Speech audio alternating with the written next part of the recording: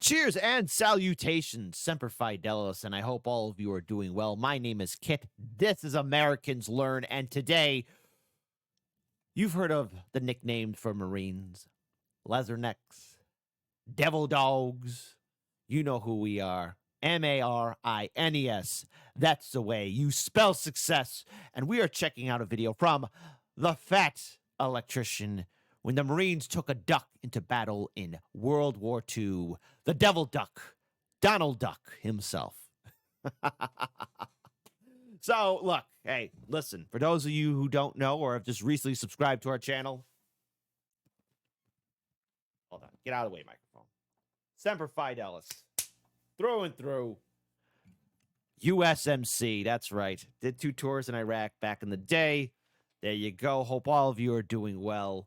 And I hope all of you are doing cat fancy. So there you go. So, folks, listen, for all the videos we check out here for Americans Learn, when we get our Learn on, it's important for all of you hip, cool cats to please support the original content creator. Support the original content creator. Support the original content creator. Please, pretty please. With a cherry on top, I ask of you humbly, please do that. So there you go. So without further ado, since I'm in charge of the ones and twos, let's get our Learn on and find out about the Devil Duck himself from the Fat Electrician. So let's check this out. In a 3, a 2, a Semper Fidelis. This is probably the most Marine Corps story I've ever heard in my entire life. And Hey. Language. Absolutely no way that it's been embellished. Like a lot.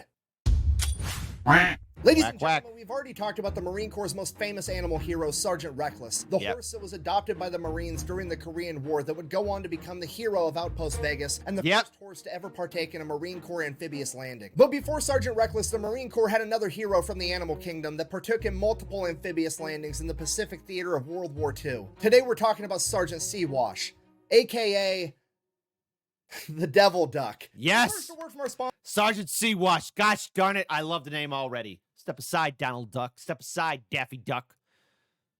You want to lose those bills? This video is brought to you by Delete Me. Delete Me is an online subscription service. It's a very straightforward, simple business. You give them money, they get rid of your personal information off the internet. Okay, look, here's the deal. Somehow, some way, your personal information is on the internet. Your name, your spouse's name, your parents' name, your address, your last 5 addresses, your phone numbers, and all of your emails are all sitting in some data broker's bank, and they're selling that information for money. But the good news is that these data brokers are legally required to delete your information if you submit an opt-out request. And that's where Delete Me comes in. They will go to all the big data brokers and automatically submit opt-out requests on your behalf, and you don't have to do anything. And I know what you're thinking, because I thought the same thing. I don't want to give all my personal information to Delete Me either, because that just seems counterproductive. Okay, here's the thing with that. You don't have to give them all your private information. You can literally give them your name and your email address. You can give them more information if you want, but really all they need is your name and email, and then you come back a few days later and they just start asking you a bunch of yes or no questions. By using just your name and email, they'll search through all the data banks and figure out who you are, and they'll ask you a bunch of weird questions like, is this your dad? Is this your mom? Is that a relative? Is this your address? Did you used to live here? Did you grow up at this address? Is this your phone number? Is this your email? They know all of this information just by you giving them your name and email, using all the information that these data brokers have. And then you just let them know, yes, that's me, and then they will delete all that information for you. A couple days after that, they're going to send you a report. Here was mine. Over 70 data brokers had my information, and there were 489 listings where that information was for sale. That's disturbing. Please, folks, take good care of yourselves. The internet can be a beautiful spot, a wonderful spot, but it's an evil, crazy world out there, and keep your shovels sharp. The only reason why I'm saying is because yesterday I was at a monster truck rally, first time ever. I saw a Gravedigger, and I bought a t-shirt and it says, keep your shovels sharp, you know, because you never know when you have to bury somebody. And Delete Me submitted opt-out requests for all of them. Now, those data brokers are probably going to be able to get my information again, but Delete Me is constantly going to be searching for my info and automatically submitting the requests as soon as those listings pop up. Go check out Delete Me. I'll have a link and a discount code down below. Let's get back to the video. Our story begins in 1942 as the 2nd Marine Division is currently in New Zealand gearing up to go into combat against the Japanese in World War II. And like all great military stories, it totally happened. It begins in a bar with a bunch of Marines drinking. And yes! Yes! That's how it is. That's how it is. No debate. None whatsoever. As is tradition with the military drinking at a bar, there are conflicting reports as to what actually happened. According to the Marine Corps, the Marines went out to a local bar in Yes. New Zealand. They then started drinking with the locals, and they all had a great, very professional, cordial time where they all drank a very appropriate amount of alcohol, potentially even a Surgeon General recommended amount. Yes. And Correct. then none of the Marines went out and hooked up with any of the local women. And if they did, hypothetically, which they didn't, but if they did, it would have been strictly in the missionary position, and the Marines would have used protection. Now, while they were Is there something you want to say? Someone you want to say about us Marines? Because we're gentlemen, okay? What we do is we drink tea, we talk about the U.S. Constitution, we talk about philosophy, and occasionally, yes, we will go to ye old pub and have a drink, and then that's it. And then we go to bed at 9 p.m. and we wake up sharp in the morning.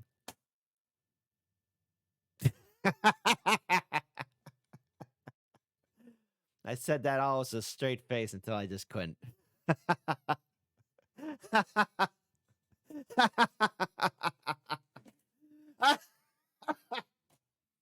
No, but seriously, we're drinking tea and reading the U.S. Constitution. How dare you, sir? at the bar, there was also a raffle, and apparently a bunch of the Marines bought these tickets for this raffle, and one of the Marines by the name of Sergeant Francis Fagan ended up winning the raffle. Now, the grand prize for this raffle at a bar in New Zealand was apparently a duck.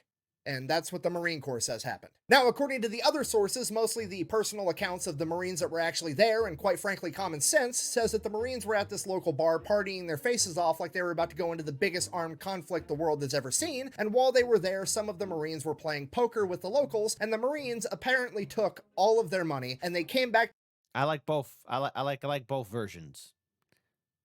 But yeah, watch your wives, watch your girlfriends, watch your money. We're going to take it all because us Marines, we want it all. Okay? If it's not bolted down, we're going to take it. I'm sorry. Ooh, had a little bit of a flashback there for a second. I mean, us Marines play by a gentleman's code. Yes, we do. Don't debate me. To the table, and they're like, all right, well, here's my prize duck. I'm going to put that up as a wager. And the Marine Corps ended up winning that too. And that again was Sergeant Francis Fagan, aka Pappy. Now, personally, I'm Pappy. on the side of the Marines got hammered at a bar and won a duck in a poker game, and the chain of command didn't want to get in trouble for associating the Marine Corps with gambling, so they just made up some weird shit, like apparently bars in New Zealand raffle off ducks, but you can go ahead and decide to believe whatever you want. Regardless, No matter what happened, it was a gentleman's code, and we took the duck.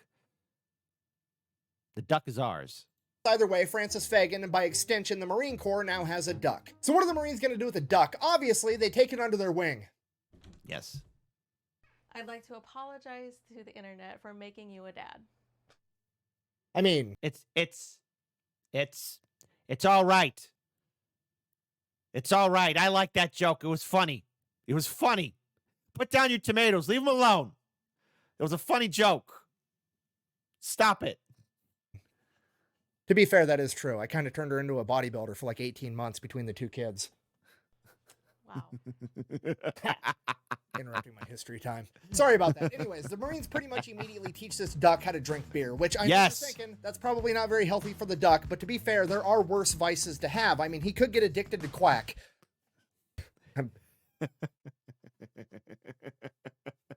It's his medicine, man. He needs it.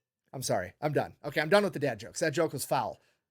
Anyways, they become drinking buddies with this duck. He Yes. becomes one of the Marines, and then time comes for them to all go off to war and actually engage with the Japanese. Sure enough, they take the duck with them. Fast forward, November 1943, the Battle of Tarawa. It's one of the bloodiest battles in Marine Corps history. Essentially, the Japanese have 4,000 soldiers dug in and heavily fortified on the Tarawa Atoll, and the Marines have to go in there and take them out. Now, what's unique about Tarawa is it is surrounded by coral reefs, and what that means is any traditional landing craft that America could use, like a Higgins boat, similar to what we used over in the European theater, would get hung up on these coral reefs, and the Japanese would be able to spray it with machine gun fire and artillery and mortars and kill absolutely everybody. The Japanese were so confident in these coral reefs and their fortified defenses that Admiral Shimasaki said that it would take 1,000,000 men 100 years to take Tarawa. But he didn't know that the Marine Corps had the LVT, the Landing Vehicle Tracked, aka the Amphibious Tractor. So Yes.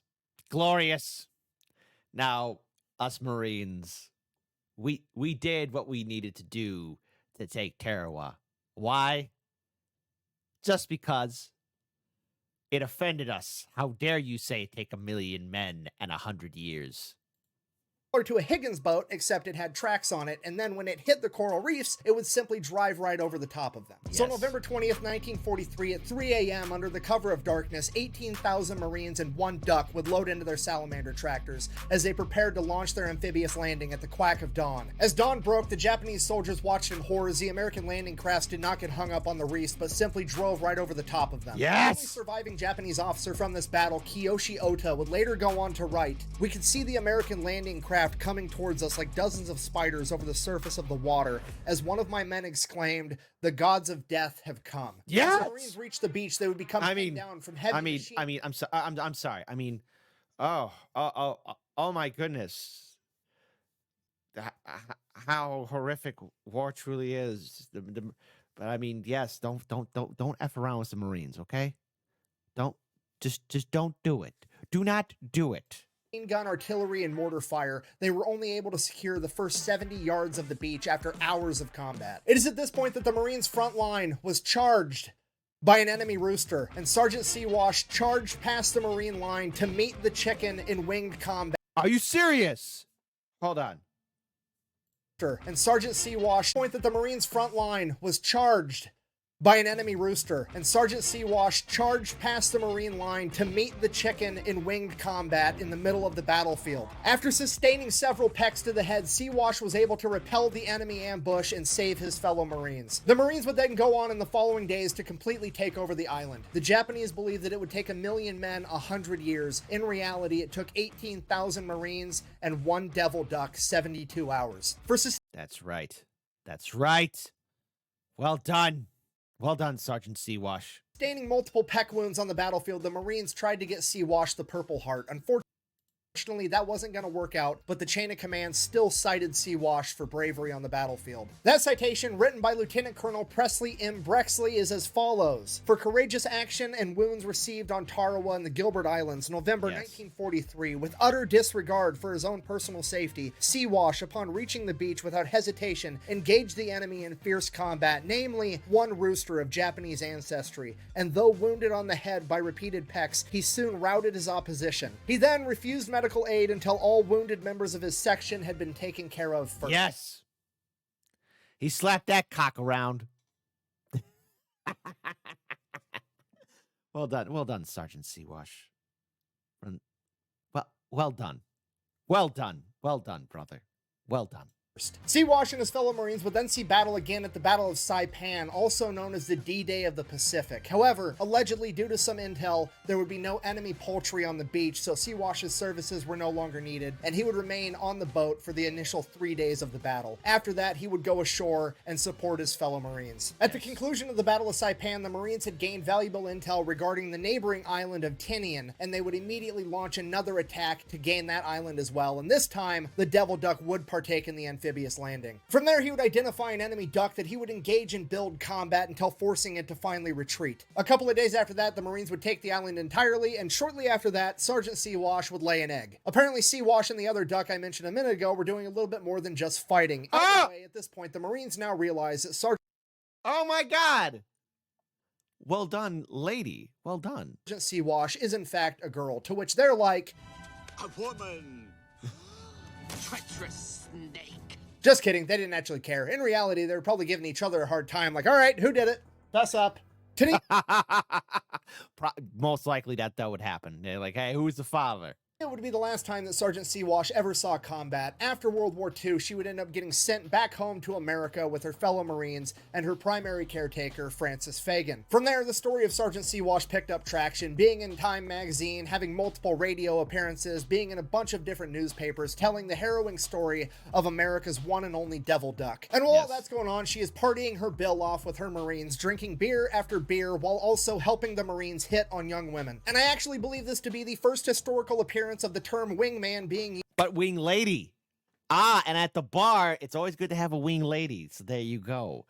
You know, because it just helps you out. Just saying.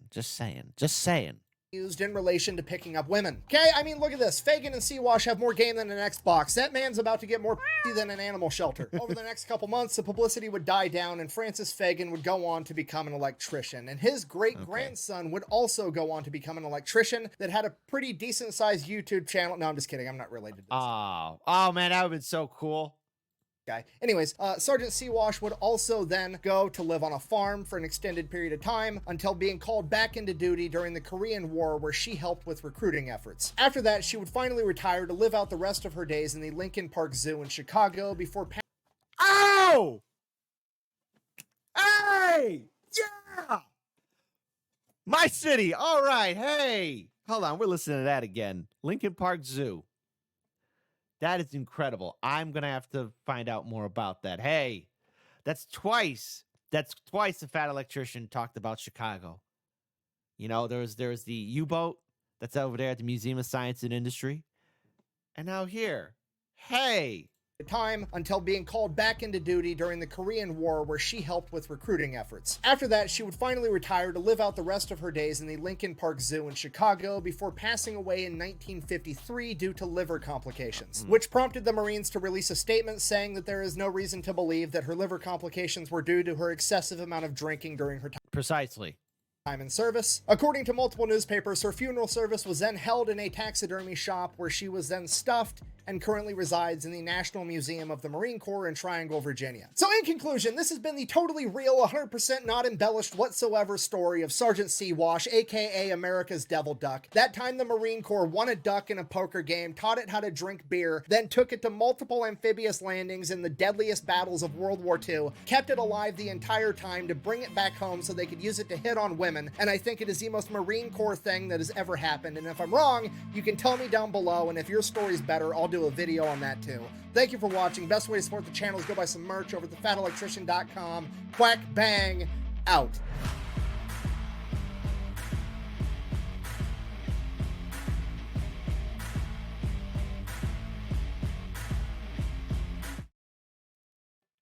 Well, we learned something here today. First of all, number one, us Marines, we always bring we always bring the best stories, because after all, who else but the Marine Corps would be able to bring a duck or a horse into battle? I wonder if we brought any other animals into battle. Probably we did. Yeah, we did. You know, who else would it be than us lovable troublemakers, the guys who know how to get things done, always ready, Marines. That's the way you spell success, my lovelies. And after all, we here at Americans Learned encourage all of you to like, comment, share, subscribe, hit that ring bell notification. That way all of you are made aware we upload new content upon our YouTube channel. Please support the original content creator. That link is in the description box below. And who would have thought that a devil duck would change the tide of war? Slap a cock around on Tarawad, have a little bit of hanky-panky, and lay an egg. By the way, did those eggs ever hatch? Just out of curiosity. And also, just want to bring this up here too. She retired in Chicago. I never knew that. That is absolutely incredible. It's a high-flying tale of adventure. But by the way, before anyone ever assumes that, you know, us Marines just like to play poker or drink or whatever, I just want to remind all of you that, yes, we do drink tea. We do talk about the U.S. Constitution. We play backgammon and chess. And we talk about philosophy. I'm getting tired of these stereotypical images of us drinking, taking women, playing poker, gambling, causing fights, doing crazy things. I mean, they're only half-truths, okay? Just take my word for it. Okay? So stop asking questions. It is what it is. And Semper Fidelis. And much love. Take care.